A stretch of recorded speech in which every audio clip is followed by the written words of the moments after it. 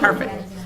Good evening. I'd like to welcome everybody to the March 18th meeting of the Lee County Board of Commissioners. We appreciate everybody being here. It seems like a long time since we've all been together, but time flies, so it's good to have everybody here. At this time, I'd like to call on Commissioner Sharp for a moment of silence and lead us in the pledge, please.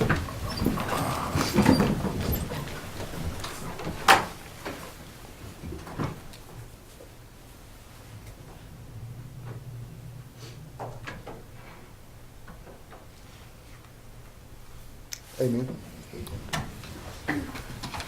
Allegiance to the flag of the United States of America and to the republic for which it stands, one nation, under God, indivisible, with liberty and justice for all. Thank you. Okay, at this time, I kind of hesitate to ask, does anybody have any additional items for the agenda? But are there any? Okay. Okay. All right. Is there a motion for the agenda? So moved. Okay, there's a motion to approve. All those in favor say aye. Aye. Opposed? Okay, and the approval of the consent agenda. Madam Chair, Yes, sir. I move to move item C from new business to the consent agenda. Request for approval of internet and data circuit renewals. Okay. Is there a reason why we would need to? I don't think so. I'm looking at Mr. Edwards. Is that okay with you? Okay. Just making sure there's not something we, okay. All right. Item C in new business. Can we, what about I and J, since we discussed that at our retreat? Item I and item J. Okay. That will be the resolution for exemption of local governments paying homeowners association fees that will go to the state representatives and senator, and the consideration of resolutions supporting local control school calendars. Okay, I and J. There's the H, I'm sorry, H. Okay. Consideration of the legislation exempting Lee County from motor vehicle emissions inspections. Okay. All right, H, I, and J, and C. Is there any opposition to the board appointments? Which number is that, sir? That would be E, F, and G. No. They're, you know, okay. So E, F, and G. Okay. Oh, we go. Okay, so C, E, F, G, H, I, J. Just about got the Well, whole that's okay in alphabet. that. Sorry. We need to probably have that one. Without objection, I'll include K. Well, I'd like to discuss K. Oh, I thought so. Okay, okay. See, I just had to fill you out. Okay, is there any more discussion? Okay, all those in favor of the amended consent agenda with the new business items C, E, F, G, H, I, J being moved to consent from new business? All those in favor say aye. Aye. Opposed? Did you get all that, Matthew?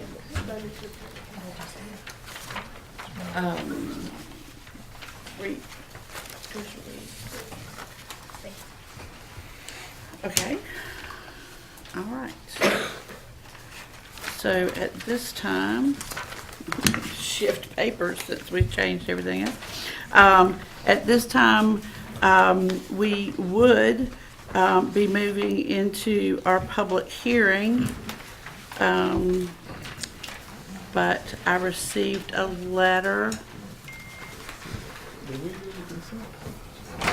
Yeah, consent's been approved. I can hear it. Okay. Let's see. Yeah, okay, all right. Oh, I'm sorry, I said the wrong one. My apologies.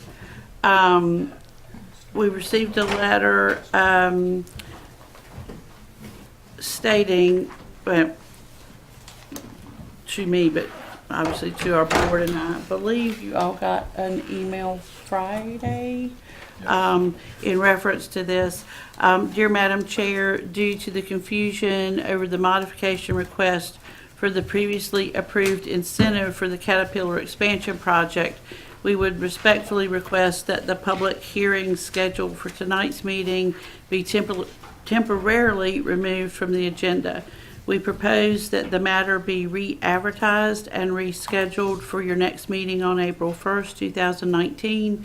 In conversation with the county attorney and the county manager, we believe this delay will provide for the most transparent and detailed explanation of the facts and allow the public maximum opportunity to comment on the proposed change in keeping with the statute. Best regards, Michael Smith. So that was the letter that I received. So is there a motion to table the item until April 1st? Okay.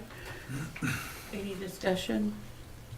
Okay, and I'm sure that, more information will be in our packet for next time. So all those in favor say aye. Aye. Opposed? Okay, thank you very much. All right.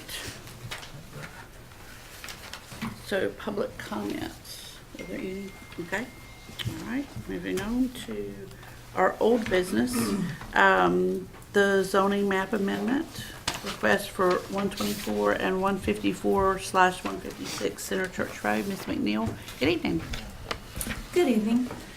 This evening, I have the recommendation from the Planning Board regarding the rezoning request for 124, 154, 156 Center Church Road. These are 2 tracts of land, and the request is to rezone from residential agricultural and residential RR to general commercial C2 with the intention of marketing and/or redeveloping the property in a commercial manner. The public hearing was held on February the 18th. All of the information relevant to the zoning case should have been presented during that public hearing. The staff report is included on pages 129 through 134 of your agenda, and there's a map of the rezoning site on page 137 in your agenda. The Planning Board voted to recommend approval of this request by a unanimous vote. The Board did, however, note that they would not recommend a future continuation of C2 zoning westward along Center Church Road, as there would need to be a buffer between the commercial area at the intersection of Center Church Road and US Highway 1 and the residential area. In making this recommendation, the Planning Board determined that the rezoning proposal appeared to be in keeping with the land uses described in the adopted long-range land use plan and appeared to be reasonable and in the public interest based upon the location of the site along a busy roadway and adjacent to an existing shopping center, that this may allow the larger commercially zoned tract to the rear to have public road frontage and the availability of public utilities. Now, please be mindful that there are 2 votes required by the Commissioners this evening for each rezoning request. Vote 1 is to approve a statement on long-range plan consistency as it relates to the rezoning request. And vote number 2 is to approve or deny the rezoning request. And the board members may select one of the motions provided by staff, or you may create your own unique motion. Are there any questions? Okay. So, as Ms. McNeil said, we actually have to take 2 votes. Remember, we had the walkthrough with Marshall on this during our retreat. So is there a motion? So I make there's a motion that it's consistent with our long planning goals. Okay, And you're adopting their facts in motion 1. okay.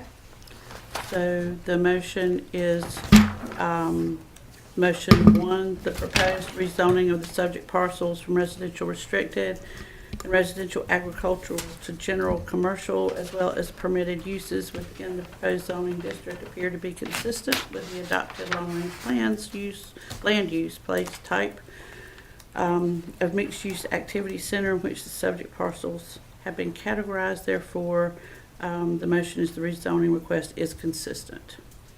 Any more questions or discussion? All those in favor say aye. Aye. Opposed? Okay, thank you. I make Now- a motion to approve. Okay. That's the rezoning, right? The rezoning request. Okay, the motion is option 1 to approve the rezoning request as stated. Any discussion or questions? All those in favor say aye. Aye. Opposed? Okay, thank you very much. All right.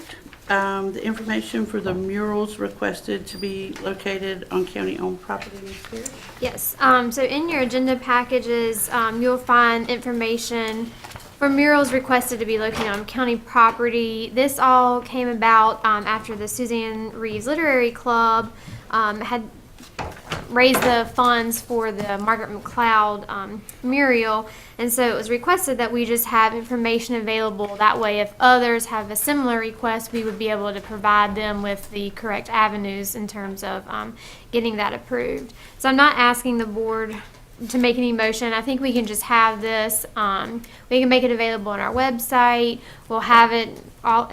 All department heads can have it available. That way, if someone were to call and ask, we would be able to push this information to those citizens. I did sent it to Miss Whitmore with the city just to make sure that the chain of events and who needed to have what approvals were correct. And at that time, she said they were. So. Really, there's nothing to do, just wanted to pass the information along, and then if any of the board members are contacted, you'll also be able to provide them with the information or send them to us, and we can give them the information, so. Thank you for doing this, because we had a lot of back and forth on this, so having some structure and policies in place, and it was nice of the appearance committee to agree to help us out with that project. Or upcoming potential projects, I guess I should say. Okay, consideration of instructing outside legal staff to file a complaint on behalf of Lee County in regards to the opioid litigation. Ms. Parrish, you can. So I think part of the reason why your agenda is so long is because of the complaint. We did go ahead and include the complaint in the agenda packages for the board members and for the public if anyone had questions. In the agenda packages, it goes through all of the timeline that we've gotten to this point in terms of hiring or having the presentations by the national law firms, hiring the national law firms, adopting the resolution, creating it a public health nuisance, and now at this time, we won't need to file the complaint. We just need a motion to authorize our legal counsel to file the complaint on behalf of Lee County. And they'll sign it and file it within the multi-district litigation. So move. Okay. I have some questions. Sure. I know that, Whitney, you've been working really diligently on the ins and outs, and I know that we're not the only county involved in this litigation. Have any other counties come to a verdict? No, not in Lee County, not in North Carolina. Because it's being moved to the multi-district litigation in Ohio, I don't believe that any of those cases have been tried in Ohio. I think the first ones are set for sometime in the fall. So they'll try a few of Ohio's first, but all of the cases that are throughout the United States are being funneled to the MDL in Ohio. And there's different tracks. There's like a litigation track and a settlement track amongst those suits.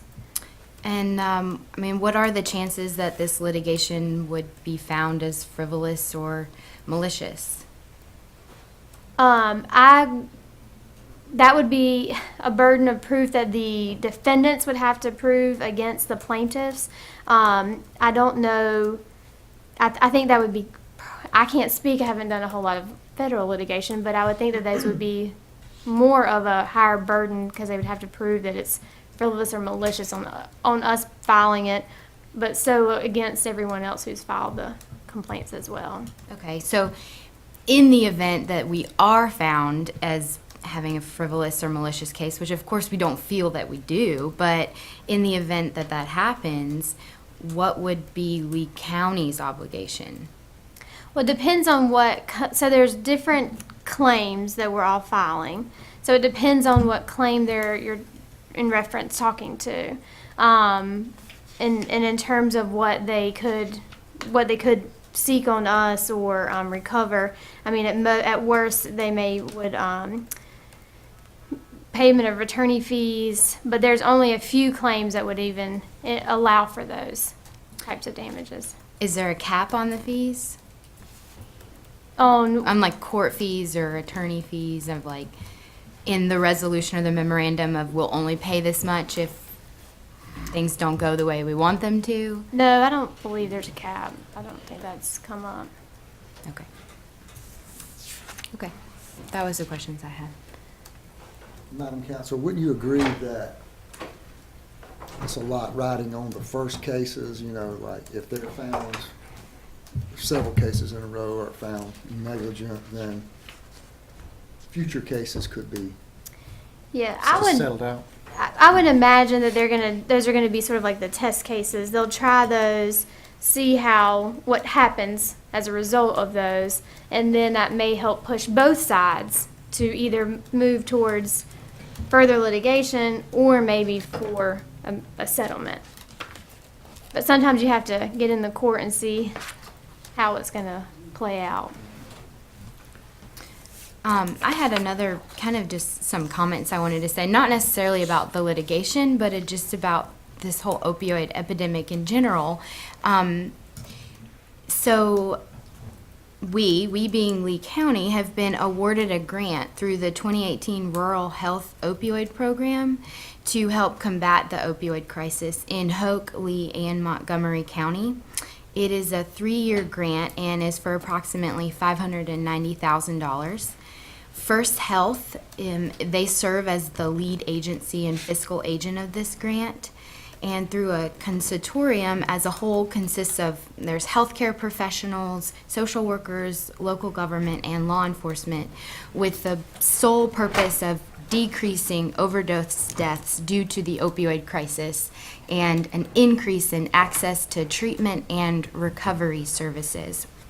So the vision statement of the whole program is that everyone in Lee County, Montgomery, and Hoke County would survive opioid addiction and dependence. And our mission statement is working as communities united to bring awareness, hope, freedom, and recovery to those struggling with opioid addiction and dependence. There are a lot of different components to how these funds will be allocated, but I feel that one of the strongest pieces is a focus on peer-to-peer support. We are currently recruiting individuals that are interested in becoming a peer-to-peer advocate. And the purpose is simple, help those struggling with addiction. Our peer advocates will be former addicts who have been through treatment and have been in recovery for at least 2 years. The grant that I'm speaking of will pay for extensive training, which lasts over a period of several weekends and is overall a paid position. So I wanted to share that because we are looking for peer-to-peer advocates, and unfortunately, we probably all know someone who's been affected by this. And if we could at all use someone's experiences to help someone who's currently struggling with addiction, would be a really good thing. So if you know of anyone who's interested in being a peer-to-peer advocate, get with me and we can set them up in training. So I just wanted to take a chance to say that. Quick question on that. The $590,000 grant, you said Lee, Hoke, and Montgomery? Yes. Is it prorated per population, or is it just divided by 3, or? I believe population? it's just divided by 3, Oh, but okay. I can confirm that for Okay. certain. Okay, all right, well, definitely, well, and maybe, have you talked to the sheriff's office, maybe? Yes, Okay, all right. they're very involved in Okay, it too. good. And I think, and back me up on this, and correct me if I'm wrong, but to some of your questions, because I know that was some of mine as well when we first started on this complaint, a year ago, I guess. One of the things, that has happened, I guess, in the last, time goes by fast, maybe 4 or 5 months, was the family that owns Purdue Pharma. They left a large paper trail Yes, they definitely You do. know, so and I know they are in discussions with law enforcement officials, federal law enforcement officials. I don't know if they're trying to strike a deal or what, but I worry less about, you know, the frivolous and the negligent part, you know, when one of the largest pharmaceuticals in the country that also does a lot of business with the others that are listed, you know, has, We're talking bankruptcy too, yep. filing bankruptcy. So, good questions. So, we have a motion. Any more questions or discussion? Okay, all those in favor of instructing for the filing? Is that good enough, Steve? Okay, all those in favor say aye. Aye. Opposed? No, No. Okay. Keep everybody updated on that.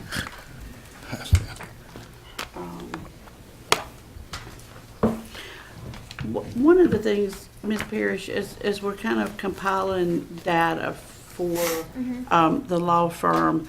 I noticed, I think she's left now, but I've been working on another issue with the Enrichment Center, and they're doing a couple of training sessions and all with opioid addiction and just dealing with the opioid senior citizens may have in their homes. You know, we need to make sure we capture those numbers too. Okay. For that training. Thank Just ran across that in the last few days. Okay, the next item is consideration of 2 offers to purchase property located at Forest Oaks Drive. That's me again. Yeah. You'll see in your agenda packages that this was surplus or asking it to be declared surplus property, but it was a tax foreclosure property. What is owed on the property is $3,156.93. This is in the county, so this is not in the city, so it's just a county-owned property. The current tax value is $15,400. We have received 2 offers. One from Wayne Langston on behalf of Coast to Coast Group for $500, and then one from Michael Jones of $4,000. They have both paid their deposit and advertising costs. So if the board would just make a motion to approve one of the 2 offers, I can then advertise, or we can advertise that offer and go through the upset bid procedure that way. Madam Chair, I move to accept Michael Jones's offer of $4,000 Okay. and advertise as such.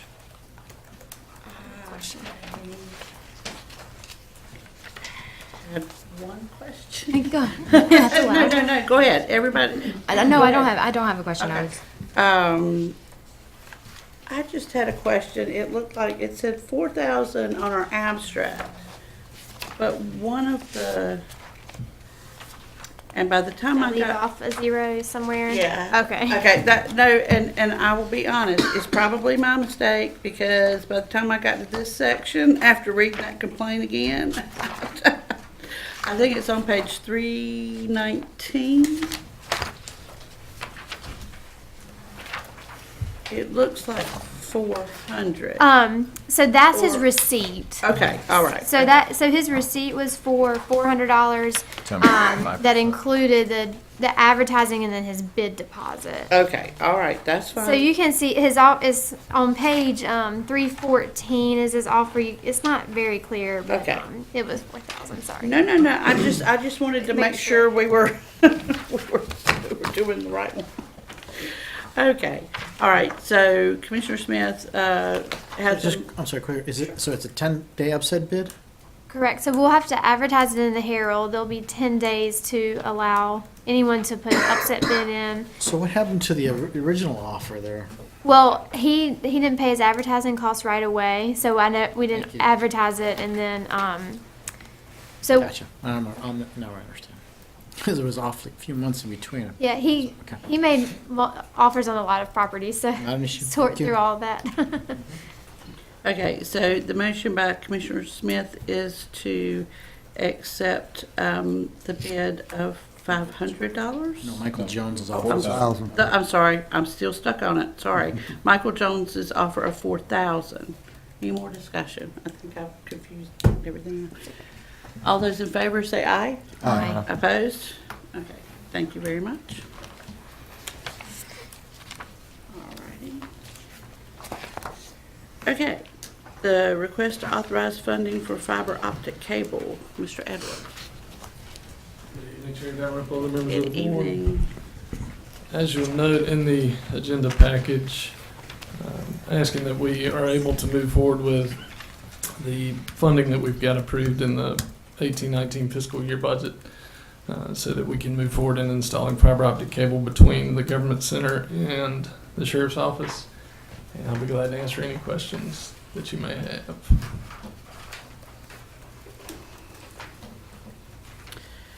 Do you anticipate how long the project will take? The biggest holdup with this one is going to be the railroad, just because there's no way to know what kind of timing they're going to put on that permit, but we're hoping 3 to 6 months tops. And it's an aerial job, so it's roughly 84 poles, so it'll move pretty quickly, being that it's not boring, so they won't run into bedrock and a lot of the things that come along with going underground. So the aerial path will be a lot quicker. Move to approve. Okay. Just curious of the aerial path, I mean, is it gonna be exposed to trees and, you know, if we have a storm come through, that's gonna be, It will be, yes, sir, and squirrels as well. We've run into that also. Splice cases filled with ice water and all those different things. So it's fun, but we'll be able to track that path, and it's the cheapest way to go. it is. And if we go underground, it'll probably 3 times that cost. That was gonna be my question, 3 to 5 Yeah, probably. that's right. Yeah, maybe 1 maybe. Okay. Let's hope we've seen our share of storms. Okay, we've got a motion on the floor to approve. All those in favor say aye. Aye. Opposed? All right, Thank you. thank you. All right, request for approval of chiller pump upgrade at the Lee County Government Center. So I'm taking this one. Okay, is he okay? Yes, he's fine. Okay, just checking. No, I told him he could have the night off after we met this morning. Okay. So, when I give you the message, you'll understand. Oh, no. This was a rebid, so we bid it once and got 1 bid, and we rebid it for 10 days later, and we got 1 bid. The total project budget was in the $65,000 range, and after engineering, we had about $52,000 to spend. The bid was $125,000. So I made the executive decision to recommend to the board that we reject the bid and that we go back to redesign of what we need to do there. The project is getting the 2 chillers we have out back to communicate, and it's basically a system we're going to put in place that turns on and off each chiller. So that's a simple way of doing it, but it was a lot of money for what was designed to do. Right now, we have to manually turn those 2 systems on and off and regulate when they run and when they don't run, that kind of thing. So it's pretty inefficient from a staff standpoint, but we're going to try to rebid back in the fall. We're kind of losing our window here to bid before the weather turns warm. And the 2 chillers have to be down for a week to 10 days.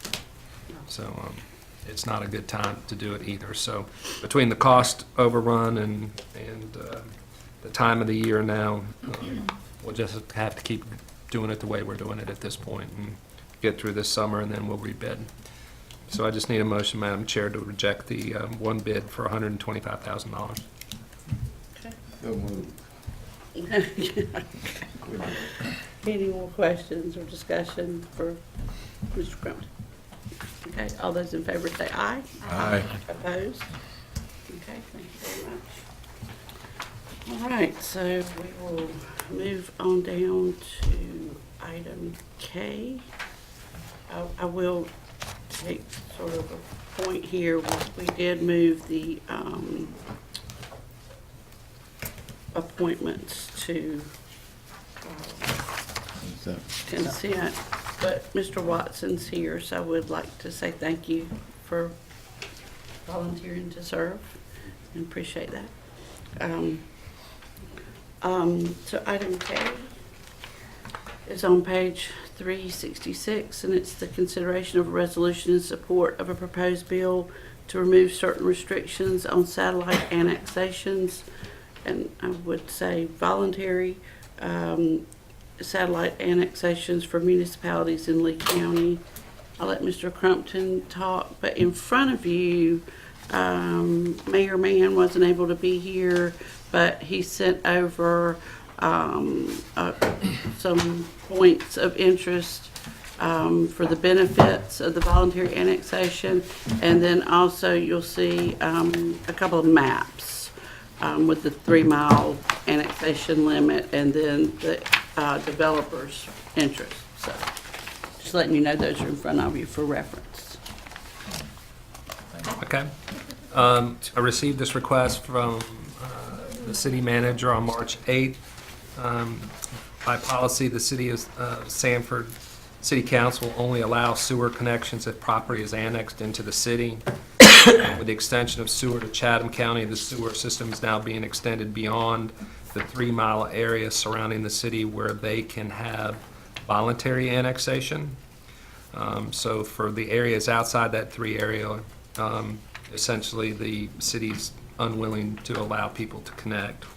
So we did receive some correspondence from Mayor Mann. I believe this may have come to us late Friday, but I didn't read it until this morning and sent it out to y'all in front of you right now. In the first paragraph I'll just read, it says, Lee County and the City of Sanford's effort to extend utilities to the Moncure mega site and Raleigh Executive Jetport have created new opportunities for growth. The initial goal was for job creation and industrial development. However, market demand from the Triangle region has created a new opportunity for increased residential and commercial growth in northern Lee County. In order to capitalize on this growth opportunity, the city and the county need to continue to work together to be successful. Currently, our local state delegation is in full support of a local bill authorizing additional voluntary annexation authority, pending an adopted resolution by both the city and the county governing boards. The value of expanding the voluntary annexation authority of the city is based on their belief in the following. Any annexation would be on a voluntary basis. Involuntary annexation is no longer prohibited under state law, and property owners have a choice to remain rural. So, and the letter goes on to state other things, but basically they're saying that this is a choice of the property owners if they want to have sewer. So I'll be happy to answer any questions and answer them as best I can. I was not aware at the time of the request that the bill had actually been filed in the House. I did get a call from Senator Burgeon last week that he had intended to file the bill in the Senate before local bills could no longer be filed, so I believe he filed that on Wednesday or Thursday last week and beat that deadline. So there are 2 corresponding bills running, one in the House and one in the Senate.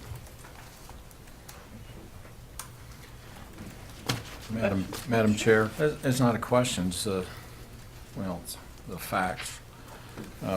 This always seems to be the city's hook to annex outside in order to generate, their sewer and water facilities.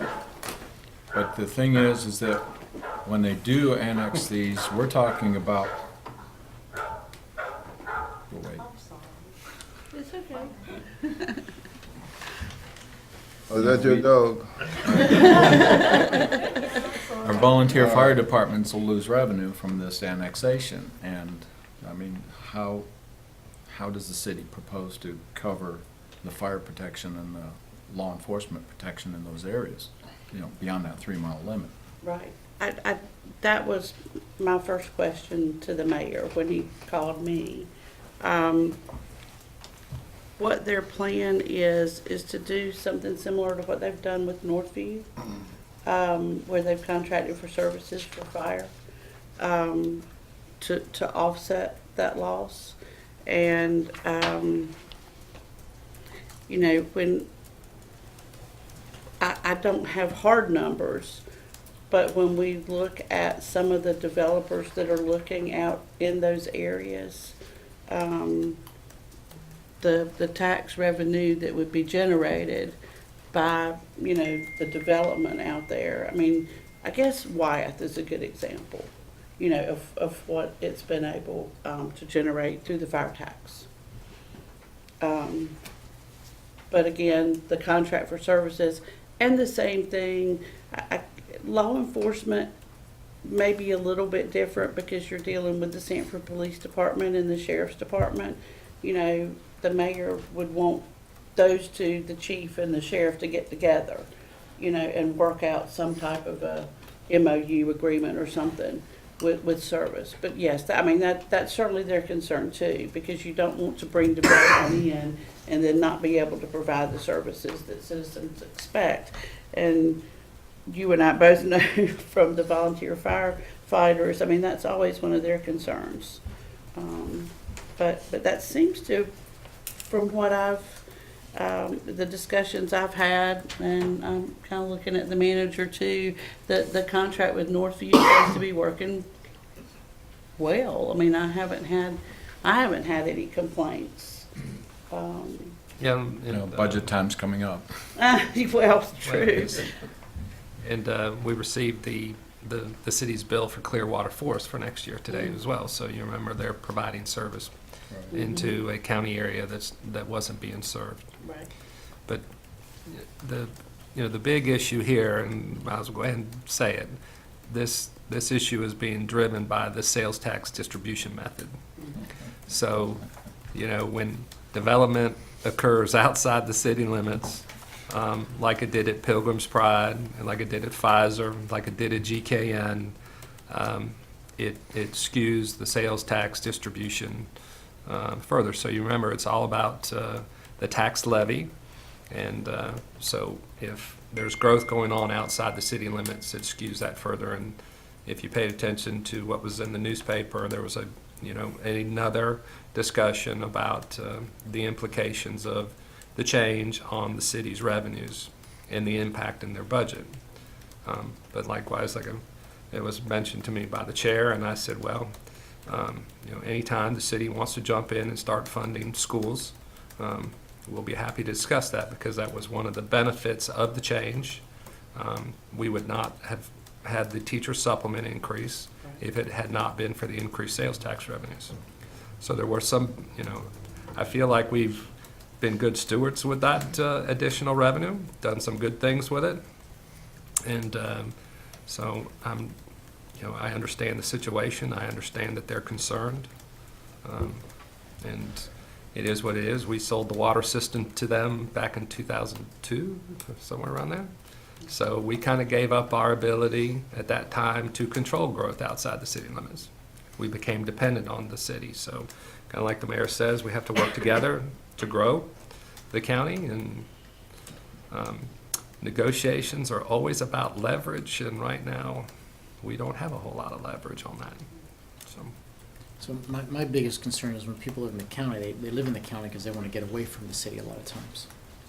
So now when you have these annexation, the people that live around that area that live in the county, where's their voice after that fact? Because they can't go to the city and give grievance, because true grievance comes when you have a vote.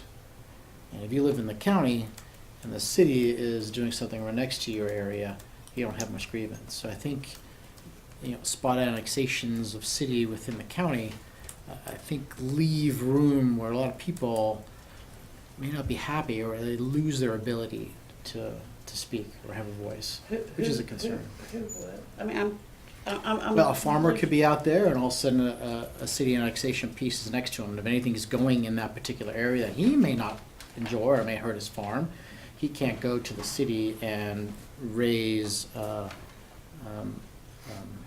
concern, because he doesn't have a vote within the city. He has it within the county, and if he comes to us, there's nothing we can do because it's now in the city limits. So Kind of like the development down Valley Road, where, we had those letters written to us from the citizens who were located outside the city limits, the city was getting ready to annex that area as part of the subdivision. I see Mr. Laskowski here. He was recently, I believe you're annexed by the city now, and is developing. So those fringe areas there that are, where the city is developing and expanding and requiring annexation, it does, there is that dividing line between what is rural and what is becoming urban, but that's, as part of growth. What this does, though, is that you have, you don't have a continuation of the city, what I would call the big circle of the city, even though it's not a circle, but let's just call it a circle. You're not really having, like Mr. Laskowski's development was adjacent to the city limits. You now have the potential for somebody going out 4, 5, 6 miles from the city limits and being annexed, and all of a sudden you have an urban feel. Correct. Right, where, And this will be in there's- conflict with agriculture and, someone out in their backyard target practicing or deer hunting, and then those complaints will come rolling in, because these are literally gonna be bedroom communities for semi-professionals and such, and there's nothing wrong with that, but they're going to have to adjust if they're going to be able to live in a development that's gonna be in the rural area. There are things out there, smells, noises, critters, things they're not used to in Cary and Raleigh and things like that. So that's my main concern, is loss of county residents who are living out in the county, Butte County, may lose their voting rights or their say, shall we Well, say. and that's, you make a good point. But that, like John said, that's, we keep talking about being well-centered and how well-positioned No, there's we nothing wrong are. with growth within the county. I mean, you're running a pipeline of water and sewer, and usually a development pays for their own hook on to water and sewer, so it doesn't cost the city to allow somebody to hook up to water and sewer. Water and sewer are separate from the city. So those two can be divided, can happen independently of themselves. To force annexation to be able to hook on to water and sewer that costs the city nothing, it doesn't make much sense to me either. So why should the city be the plumber and not get anything back from it? The city's not the plumber, the water department Well, is it the cost plumber, them, it cost them a couple $1 million to run it out there. which is from grants, right? And you get the revenue back from people tying in and then paying. So you guys don't think the city should get anything, The city doesn't get anything from water and sewer. should get any benefit from running? Well, that's a choice you have to make. Well, No, they're already- I they're already- don't think, they're I don't already- think they're already Publix, running. They've got a it's a grant to grocery run store this is gonna thing. come out to Deep River and dig a well Septic. and a septic. I Yeah. mean, I don't think that's gonna happen. Well, here's the thing that we all, before we get too far in the weeds, the key word to me is not annexation. The key word is voluntary. It's a developer, it's a builder, it's somebody that's bought property that's going to the city and say, I would like to be annexed. It's not forced annexation. And kind of the flip side, and I do, as farmers, I can appreciate your arguments, but at the same time, thanks to the tariff wars right now, farmers are in a world of hurt right now in North Carolina and across the country. There's going to be a lot of farmers that go out of business this year. And they're going to be looking for opportunities to do something else with their land. And, they should have the, what? So there's always solar.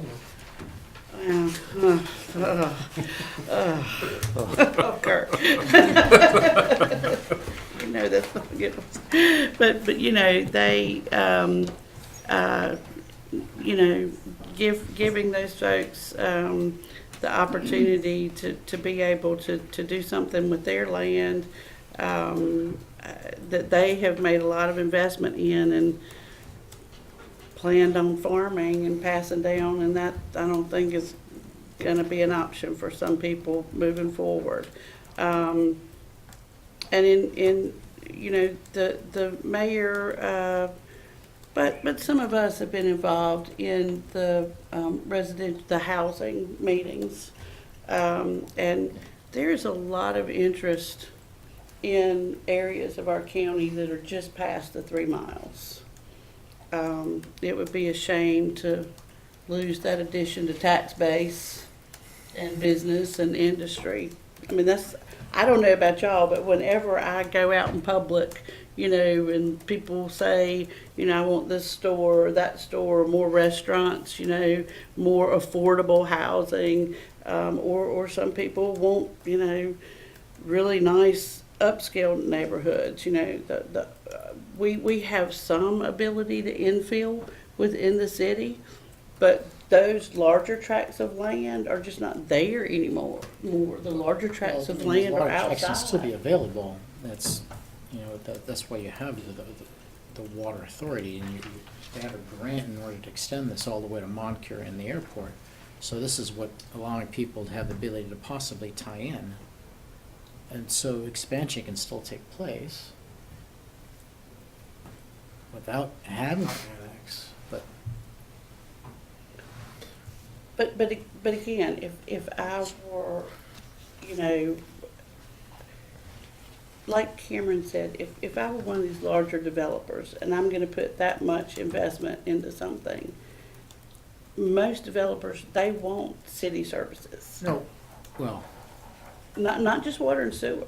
They want city services. I'm just saying. I How don't far is it assume out to that they the, want. Huh? how far is it out to the industrial park? Where the Shell building's going?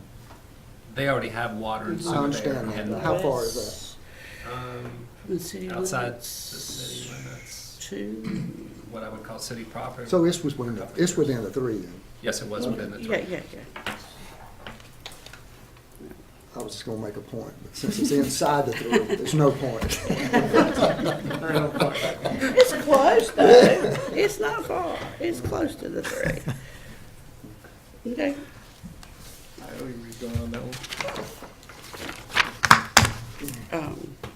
Any more questions or discussion? I think the fact that you're able to voluntarily annex is the one good thing about it. You know, a few years ago, this very county had at least one that I can recall offhand, or 2 different developers who come here and wanted to create new properties. And the city immediately said, if you do, we're going to annex. And they folded up, said, we won't come. This situation to me seems somewhat different in that it has to be voluntary and only voluntary. I'm not going to sit here and try and defend what and how the city will go about providing the services that may be requested. I'll go as far as saying, even to your point about the farmer who objects to something coming adjoining his property, his or her property, they still have the right to go down to the city and complain. And they may send them right over here, and that's where local governments ought to get together and try and work things out. But it doesn't automatically eliminate any chance of them getting some relief in some cases. Well, the argument about them, you know, they're going away because they're being voluntary annexed. If they want sewer and water, this is identically the same thing. If you want sewer and water, you have to annex. That's the exact same reason why others chose not to come. It's because they didn't want the annexation. You mean, But they couldn't get the water and sewer without it. So here, if they want water and sewer, same thing, they have to annex. Though it's their choice. you're talking about like the farmer or people No, around? no, back, you know, you're talking about that group that wanted to put some homes here. Right. But they didn't want to annex. Right. They wanted the water and sewer. They had to. The same thing here. If you want Right. the water and sewer, you must annex. Though it's Right. voluntary, it's always voluntary. But we're not going to allow you to tap into the water and sewer. Which I just don't understand why you don't, it's not the cost of the city to tap in, it would be the cost of the developer to tap in. That's his cost. We as all the citizens already paid for the volume of water and the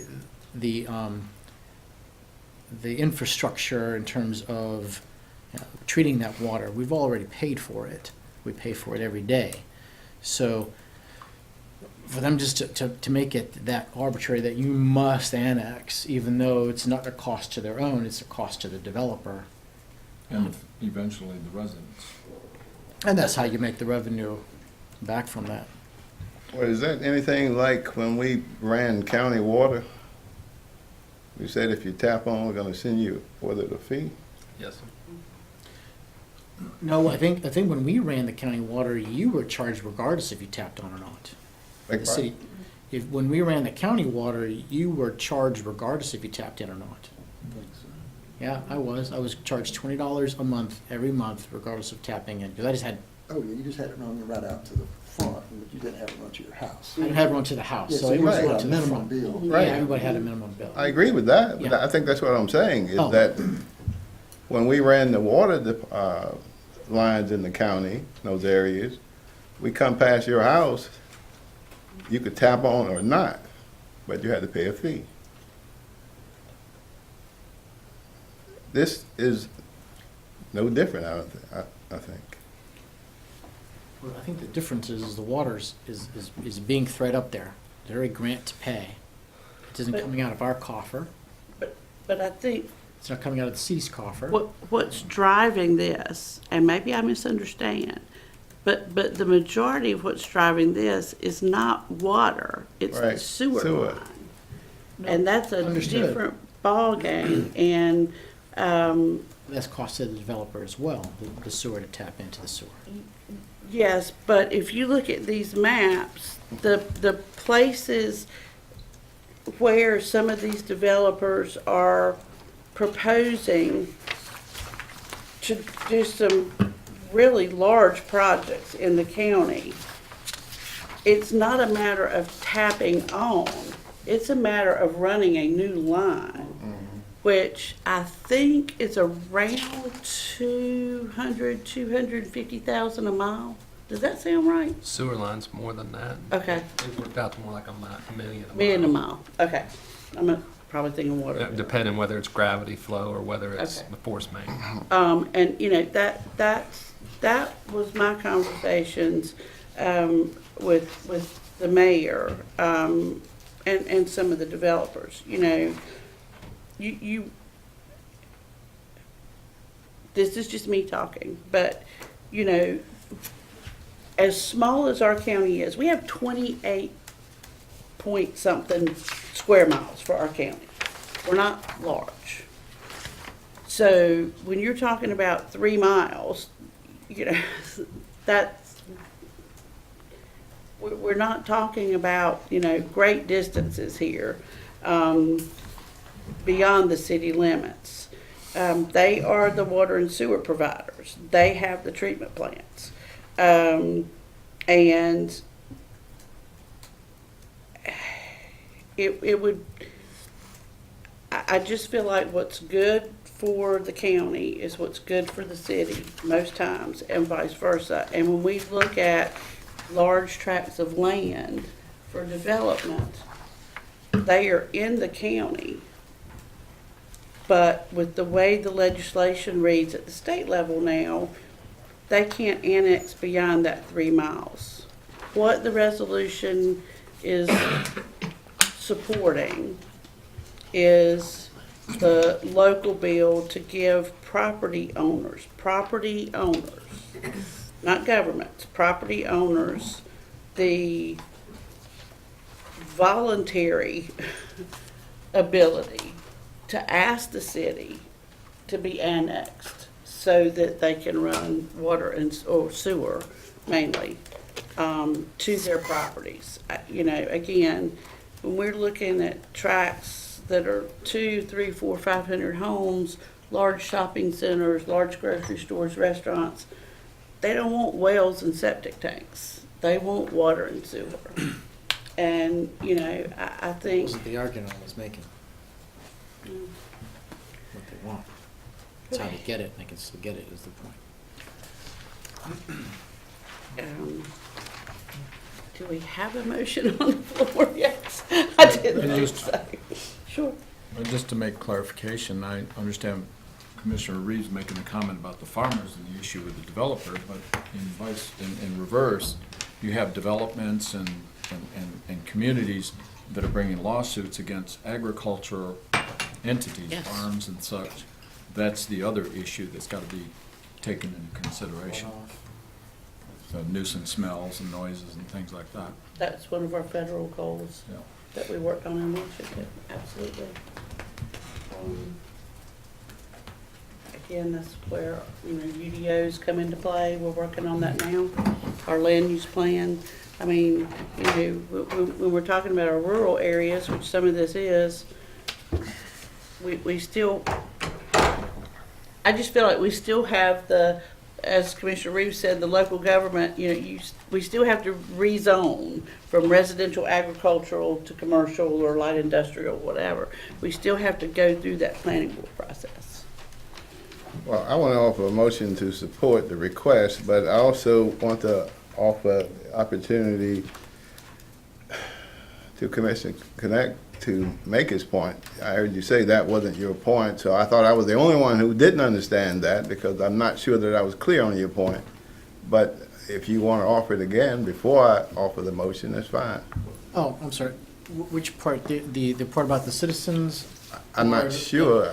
I mean, the main thing is that I don't see the cost to the city, because this is the water and sewer department that is going to be putting in this line that they're getting a grant for regardless. So any extensions on these are gonna come from water and sewer and money from the water and sewer.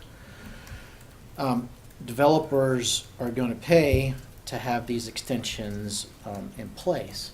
So I don't see where there is a cost prohibiting these extensions to happen regardless.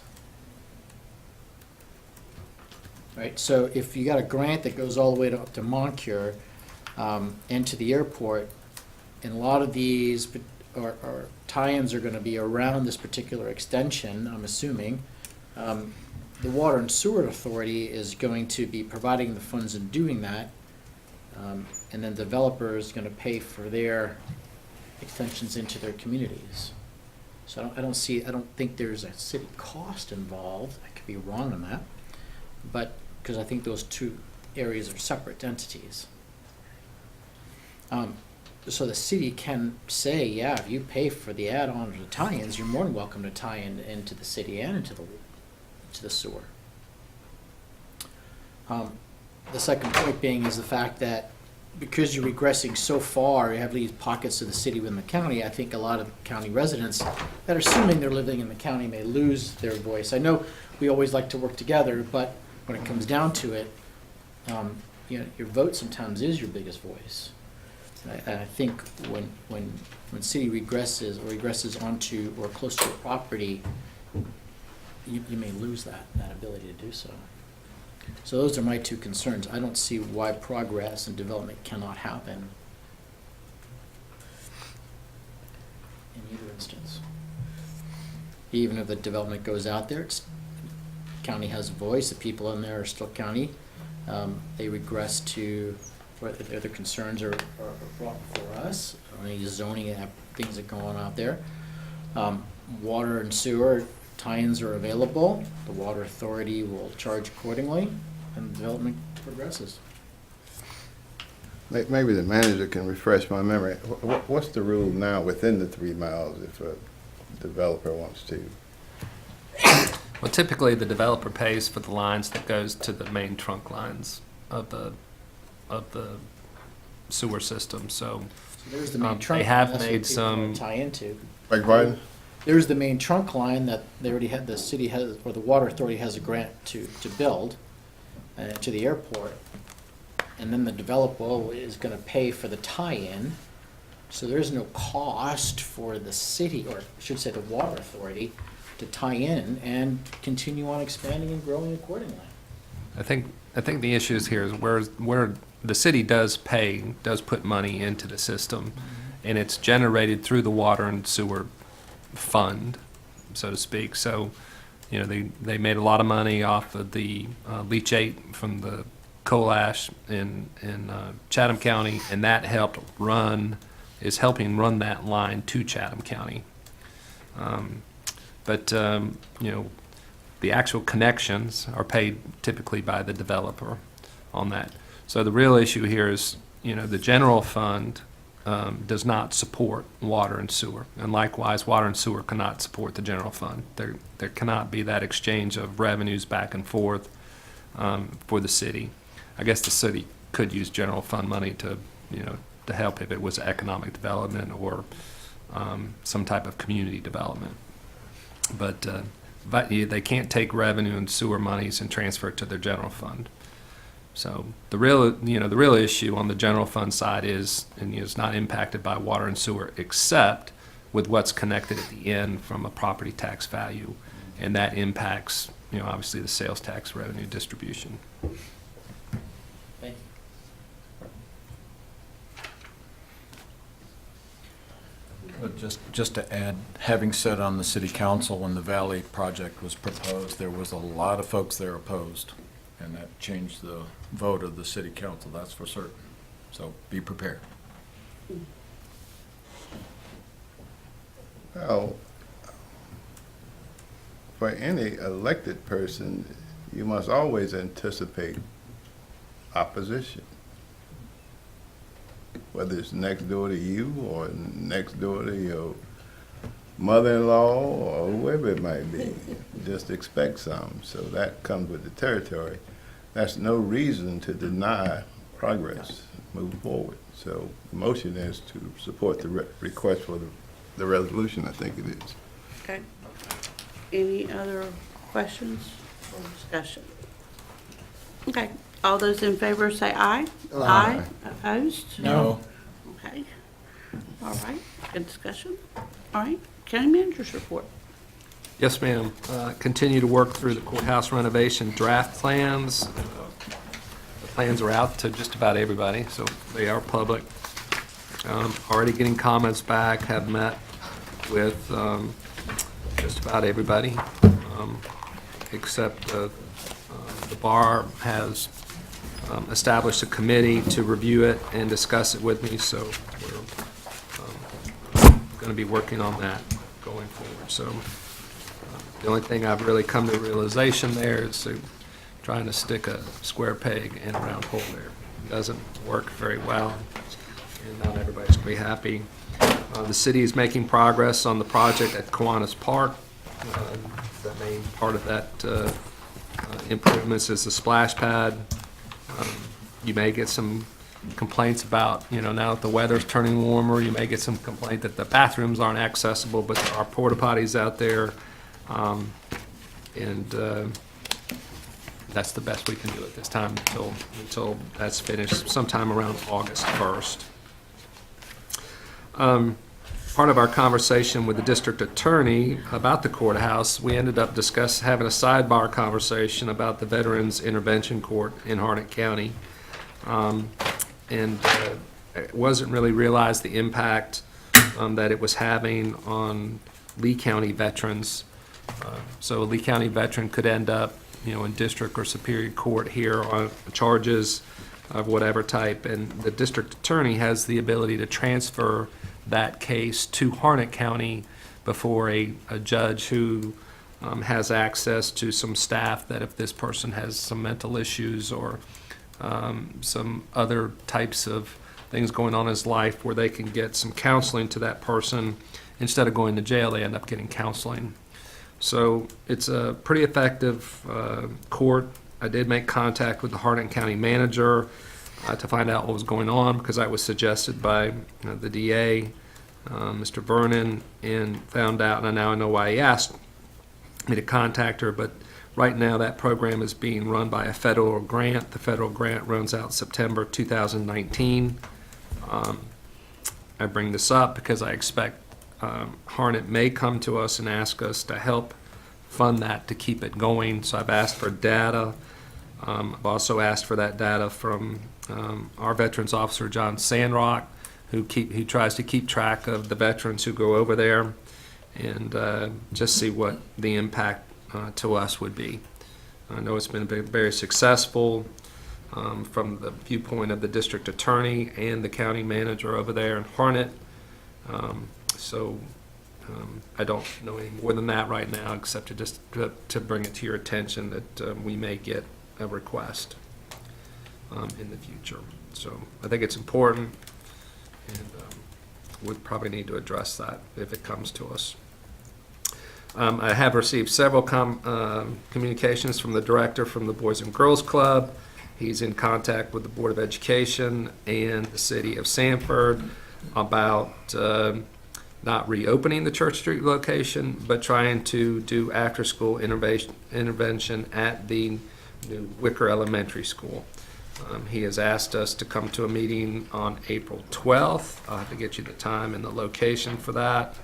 But he would like to get everybody together to discuss how that may work in the future. In the meantime, he realized that we are not paying him at this point and would like for us to release the funds. I told him I could not release the funds since the vote of the board had stopped the payments. But I'd be glad to bring it up under my comments tonight. I'm not in favor of that, number one. Number two, I think that our nonprofit policy ought to include a section that addresses any request from the board to explain the use of the money should be honored. And in this particular case, we actually met with the Boy and Girls director and, what, 2 members of the board? Yes, sir. And 2 members of the board leaving that meeting with an understanding that they would be in contact with the city, Councilman Buckles, who served as the representative for the Housing Authority, to discuss the possibility of getting the center open again. I've not heard another word from the date of that meeting. The manager and the chairlady was there. I don't think that any recipient of government money ought to be allowed to ignore requests for an understanding of the usage. Any, not only nonprofit, any department. Well, and the termination of the program without letting us know beforehand. Okay. That's a good point. Well, and I don't know if, I know in your agenda packet it was included, but it was a lot in the agenda. But if you go back and look at the minutes from that September meeting, there also was specified, I think, from Commissioner Reeves' motion, you know, to withhold the funds until such time that someone from the Boys and Girls Club would come present to our board, you know, kind of walk us through what happened. Say exactly what he's asking for. What are you going to do here on out? Right, and we're still waiting, and that was September, and Commissioner Reeves and the manager and I did meet with them not too long after this, and there's just not been any follow-through at all. I don't understand. I take it that I need to follow up with Mr. Simmons, and I will do Yes. so. But now the April 12th meeting conflicts with the sports complex meeting. Because Okay. I'm pretty sure, I'll double check, but I think, I'm looking at Commissioner Connect and Commissioner Sharp, but I think we had set, I think the, was it Bransford and Dunleavy? I always butcher that name, but the consultants for the parks, Are they coming? I think, I think that's the point of that meeting, isn't it? yeah, Holly emailed me and said April 12th at 10:30. Okay. So, Well, I'll respond to Mr. Simmons that his proposed date, there's a conflict, and right, I'll have some other discussion with him as well. okay. And we'll keep that, but The CIP process, I plan on presenting the manager's recommended CIP at the April 15th board meeting. The annual budget process, I put in there that actually I started reviewing budgets with departments today. I actually met with the community college last Monday on the 11th and went over their budget request along with their CIP request. So it was nice to get both of those done at the same time with them. So I remind you that manager's recommended budget will be presented to the commissioners on May 20th. Tax reval, I have updated numbers. We have 864 appeals, and the residential folks have started to come in. So 65% residential, 35% commercial. So things have kind of flipped a little bit on that deal. And the chairman brought up the multi-sports complex meeting that met on February 22nd, and the next meeting is April 12th. So I had 3 bills of interest that I was able to find that I think the board should pay attention to. House Bill 24 about allowing boards of education to determine if schools can be used as polling places. Senate Bill 179, which is parity for first responders.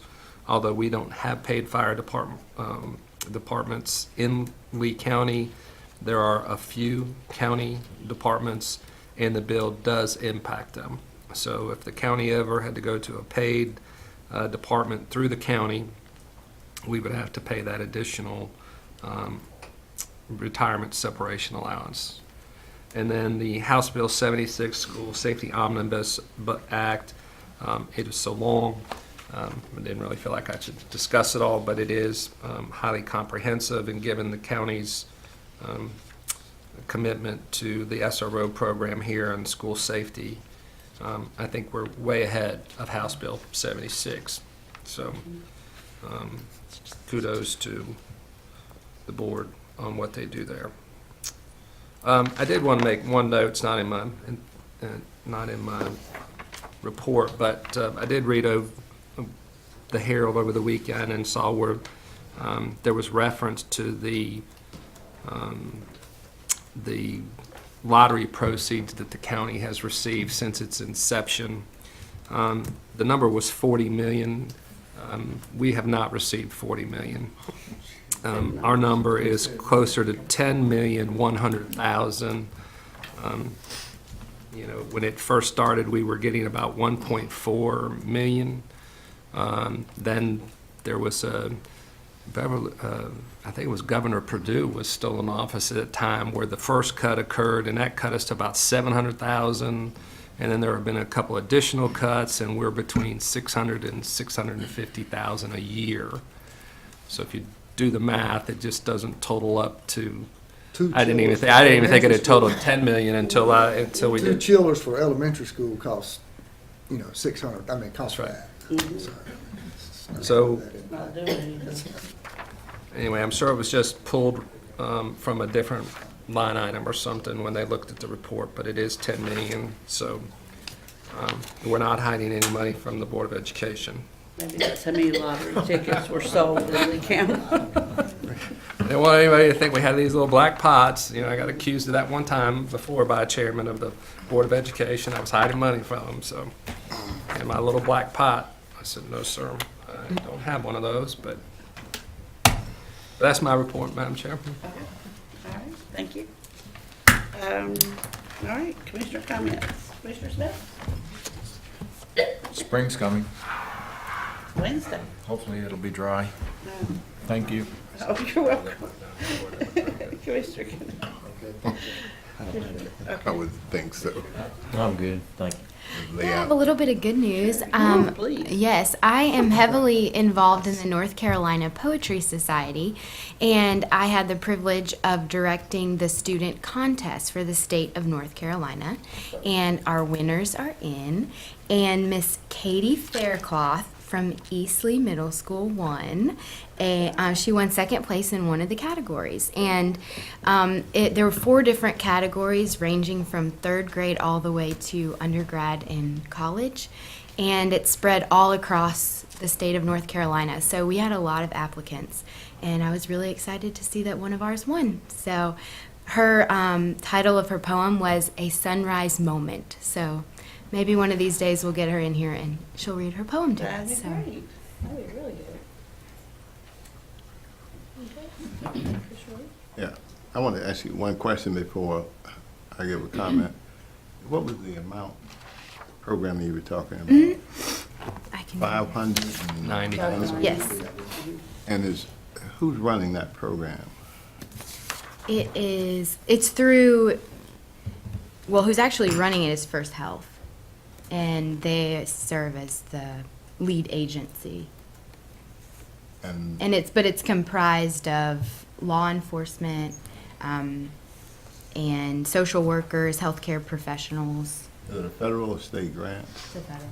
Federal? Okay, thank you.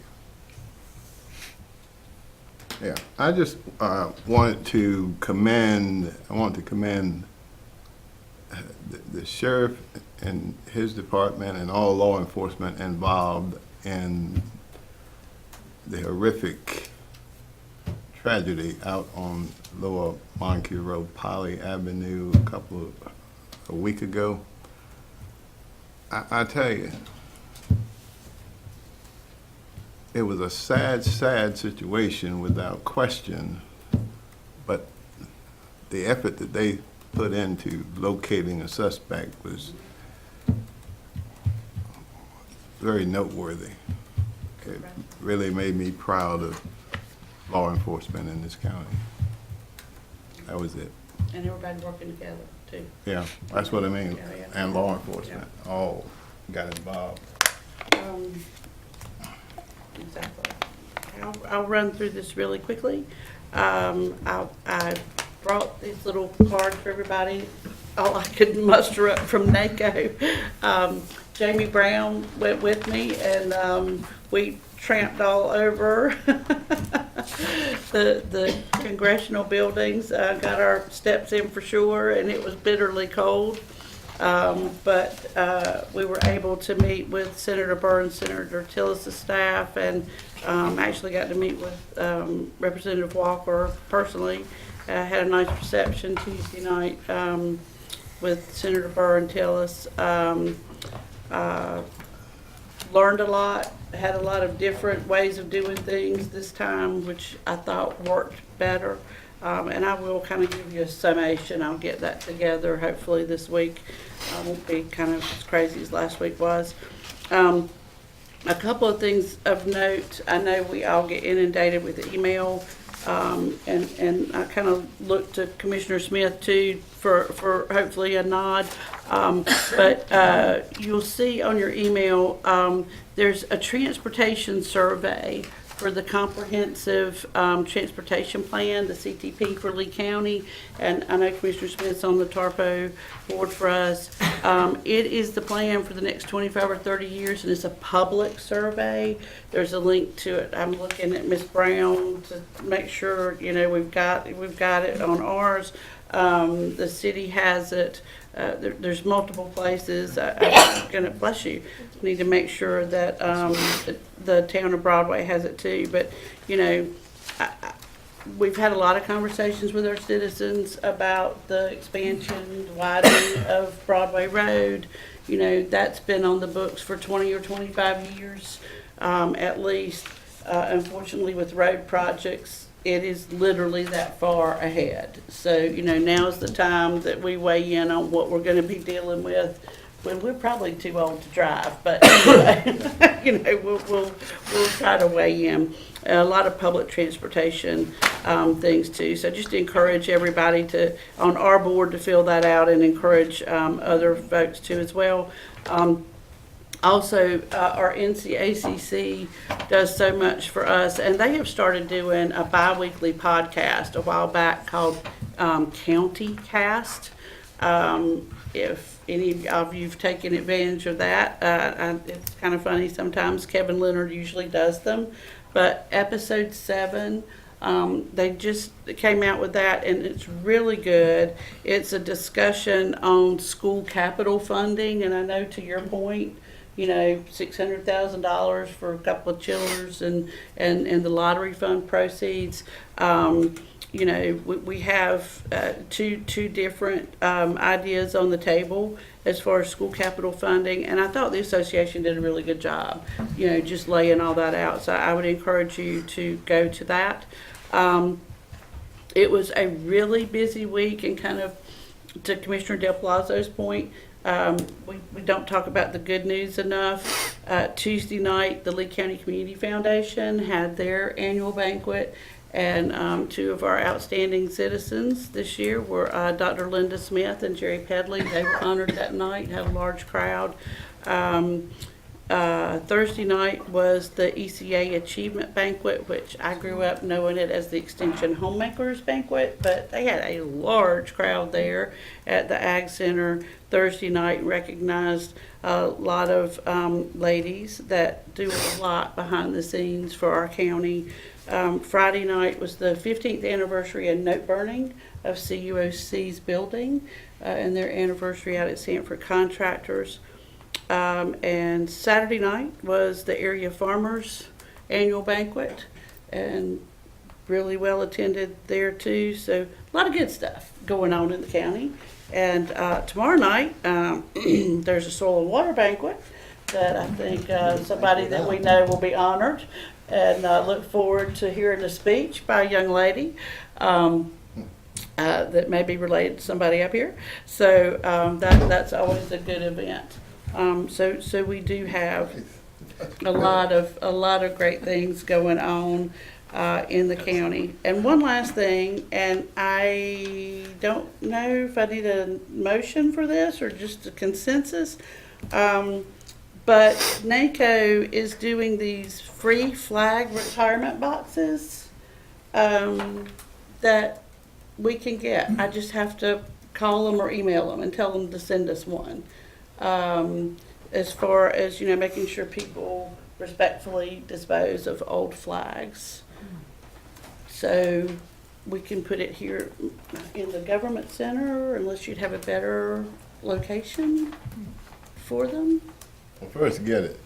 Okay. All right. And we'll take a look at it. Yeah. Well, they're kind of a really heavyweight cardboard. They had several of them for us to look at while we were up there, but I just thought that was a neat idea, because sometimes, and I know we've got some groups that do take care of that, but, it's right there and somebody could see it and bring one in if they needed to. But that's all I have. Move to adjourn. Okay, all those in favor say aye. Aye. Have a nice evening. Take care. Brad. I don't get it. I can